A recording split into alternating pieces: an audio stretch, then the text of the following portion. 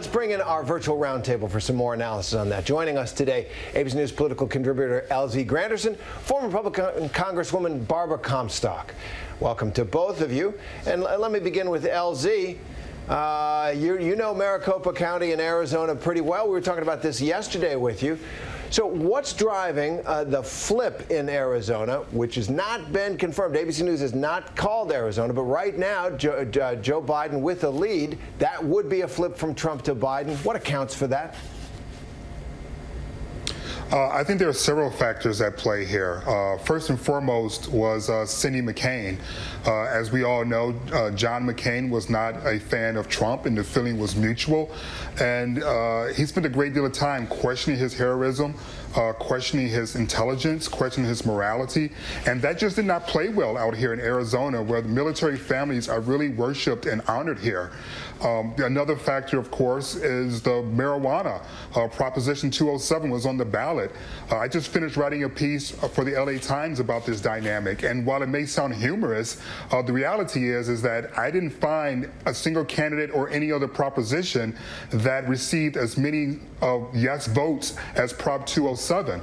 And when you compare that to what the vote was like in 2016, you saw a number of counties within Arizona that supported 207 and were very red in 2016 that are more pink in 2020. And you got to think that people who are huge marijuana advocates or interested in running businesses selling marijuana or growing marijuana wanted to support a president who was going to be pro-marijuana, which was Joe Biden. So I think if you look at those two factors, that contributed to why Arizona is in play in a serious way for the first time since 1996 with Bill Clinton. And LZ, do you think that brought people out to the polls that maybe otherwise would not have voted? Well, certainly I believe that if Prop 207 was in the midterm election, it may have failed. We know that people tend to show up more during the general election because of the presidency, but the people who organized that proposition also learned a lot of lessons from 2016 when the initial proposition failed by 51%. To flip from 51% defeat to a 60% approval took a lot of work over 4 years, and it took a lot more votes. So yes, I do believe that that contributed to the number of people that showed up today. Barbara, it's looking likely that Republicans will maintain control of the Senate. So how do you think Mitch McConnell will work with a potential Biden White House if that's how this race ends up? Well, I think this is a great victory for Leader McConnell, and and also keeping all the senators that he was able to.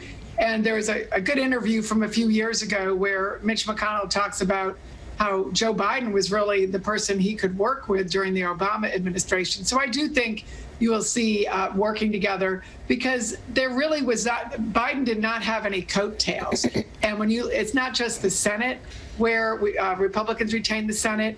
They also gained seats in the House instead of losing 10 to 20, as Nancy Pelosi said. And there was just a reported call of the Democratic caucus where Abigail Spanberger, who's a congresswoman from Virginia, she was a freshman, she was yelling at her colleagues saying the progressive AOC agenda, the defund the police, she said we should never say it again.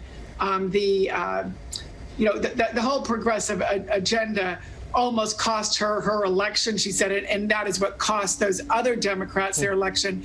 And so there's a lot of bloodletting there on the Democrat side for that. And I should point out, for example, in Arizona, we kept the state Senate, and it looks like we'll keep the state House. So down ballot, Republicans did much better. We did not lose any of the state houses that were targeted by Eric Holder's operation to flip these state houses for redistricting. So I think we've gained 3 Republican, state legislature seats. And so that was an amazing, grassroots effort, given the money was much heavier on the other side. So the progressive cause was on the ballot and failed generally across the board. And the fact that Joe Biden ran really, or was known more as a moderate, is probably why he eked out. And I would agree with our other guest that John McCain certainly did have an impact in Arizona.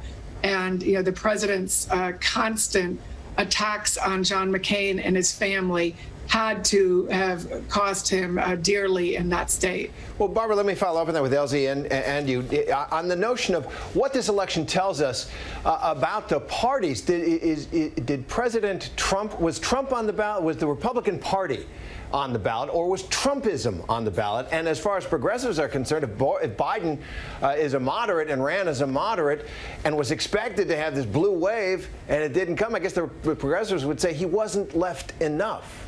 What do you think about that, LZ? Well, I think when it comes to whether or not the president was on the ballot, I can tell you here in Arizona, just from driving around, that a number of down ballot candidates did not mention Trump's name, didn't even say Republican. It said conservative, but it did not say Republican. And we had a city council member here by the name of Guy Phillips, and I don't know if you may recall, but Guy Phillips helped organize an anti-mask rally, and he actually made a very distasteful joke in regards to George Floyd.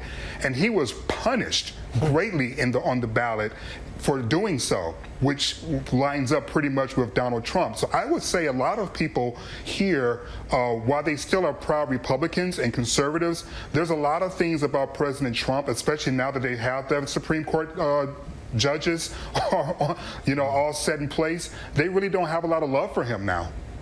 And Barbara, what about the pushback on that? Really, maybe the lesson for Republicans going forward. Donald Trump didn't run on anything but being Donald Trump. There was no platform the party had. They don't stand for anything except whatever Donald Trump wants. And the lesson is be as Trumpy as you possibly can. I guess LZ is saying in Arizona that wouldn't work, but Republicans counseled him, don't be so tough. And he just put the pedal to the metal, and look where he is. Well, but I think there was definitely Trump fatigue. You certainly have Republicans who would voted the ticket but did not vote for the president. I think that's actually one of the mistakes. I think sort of the Lincoln Project that was attacking both President Trump and the senators. I think they made a mistake on that backfired. The president himself had attacked Susan Collins, and look how well she did, and she ran so far ahead of the president in Maine, and what a great tribute to her. She stood up. She was her own woman. I think there was really a sort of common sense of the voter. I think both parties are somewhat surprised because the polling was not showing this. The polling was showing on the Republican side that the president was going to drag down our Republicans. And I think on the Democrat side, they were showing that they were going to get a blue wave. We didn't, because I think the American people are centrist at heart.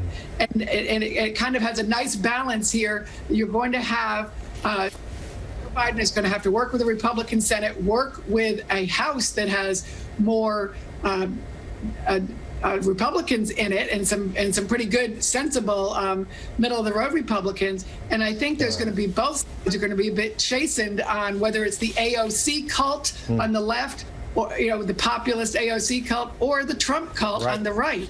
People want you to focus on their everyday problems. This isn't about worshiping some personality. It's about who's addressing those kitchen table issues. All right, Barbara Comstock and LZ Granderson, thanks very much for that. Hi everyone, George Stephanopoulos here. Thanks for checking out the ABC News YouTube channel. If you'd like to get more videos, show highlights, and watch live event coverage, click on the right over here to subscribe to our channel, and don't forget to download the ABC News app for breaking news alerts. Thanks for watching.